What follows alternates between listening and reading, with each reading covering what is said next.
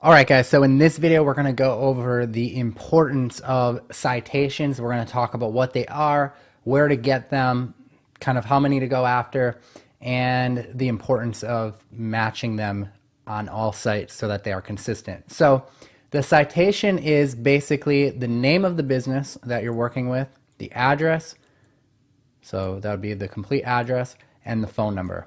When that information is listed on another website, it is considered kind of like a backlink when it comes to local marketing. Google looks at this information, and if you have like a Yelp listing created, Facebook page, if you have your name, address, phone number on there, those are like considered backlinks. So we call those citations. And there's lots of sites that exist where you can get these citations, and this is one of the easier things that you can do, especially as a beginner, to really get your rankings moving and to do a lot of good without having to spend much money or any money if you want to do it manually. So when we're talking about citations, the first place you want to make sure that you have your citation is on your website.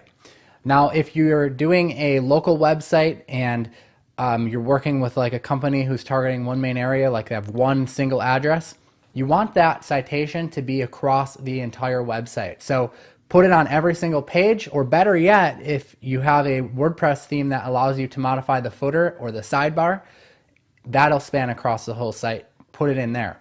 So you literally just kind of want to put it in. Even if you're hiding the address on Google, still put it on there because it's going to count as a citation even if the address is hidden. The other thing to note is however Google has your address written down. So look on Google, see how they have it written down. And your name and all of that good stuff. Like for example, this one's Joe DeBellick Plumbing and Heating Company Inc. Don't create a Yelp listing and call it Joe DeBellick Inc. or Joe DeBellick Company. You want it to have exactly as it says in the listing. It has to match. It has to be consistent. You can do more harm than good if you create these and they're not consistent. So that's important. So I did an example here.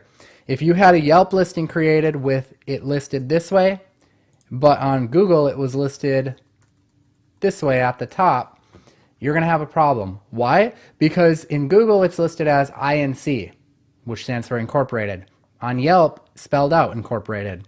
That creates a problem. Also, 123 North Water Street.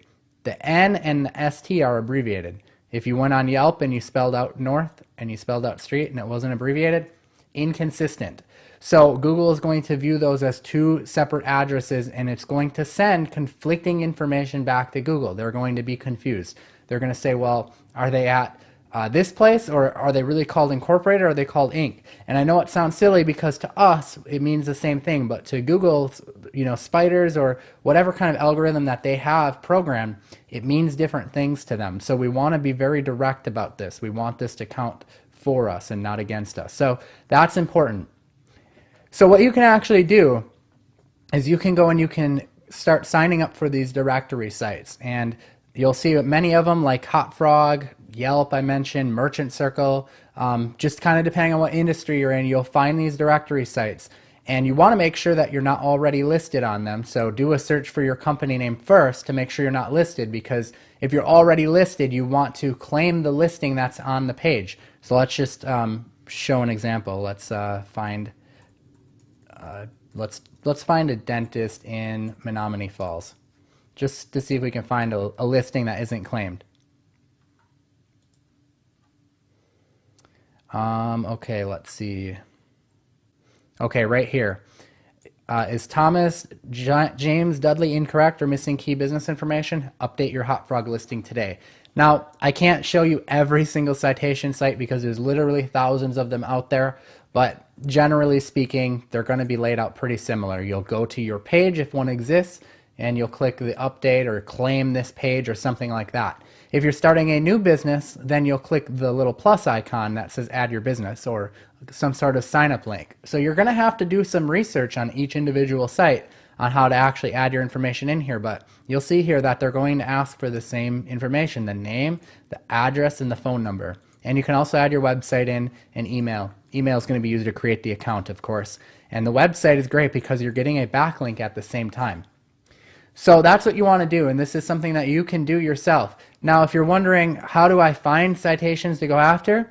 Well, a really good way of doing that is to actually go after some of your competition citations. And you can do this by looking manually by either Googling their phone number or their address. So let me just show you. Let's Google their phone number to start with.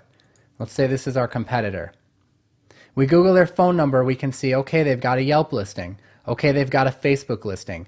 Okay, they've got a Better Business Bureau profile, which brings another good point, guys.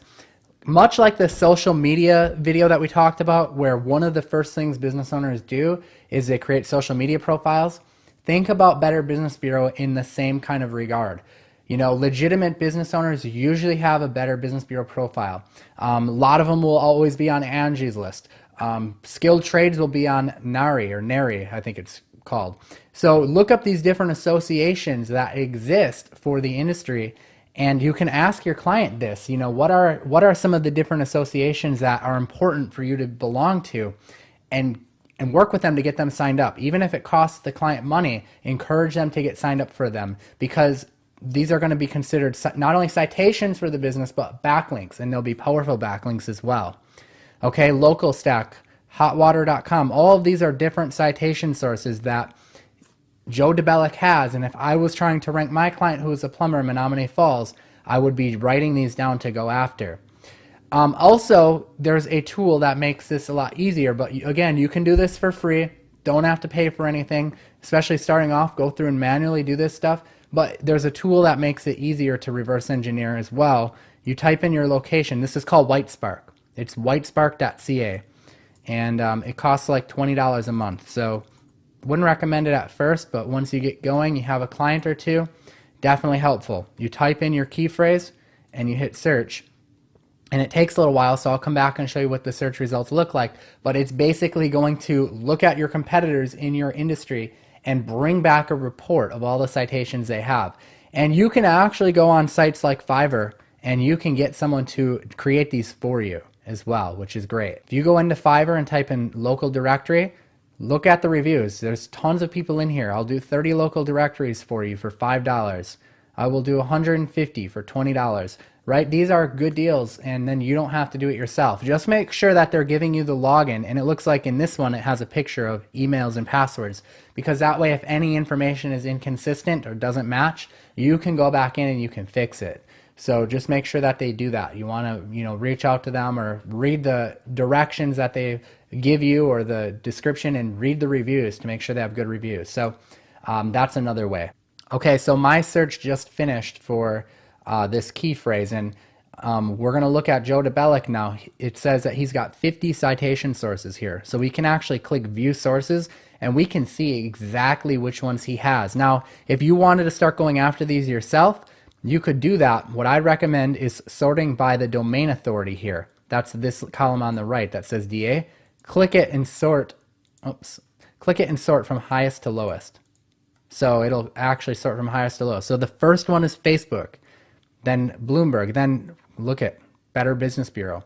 Look at Wisconsin.gov. This must be some sort of maybe like another certification I had to have. Here's another one, Manta, right? These are the authority ones that I was talking about that most legitimate business owners are going to have, just like they're going to have a Facebook, just like they're going to have, a Twitter account. So it's no surprise that the top ranking person has those. So you can prioritize based on this which ones to do first, okay? So I highly recommend that you go and you do that. All right, so in a nutshell, that citations, guys, not very complicated. Will it take some work? Yes, but once it's done, it's going to pay off. So go ahead and take action on that.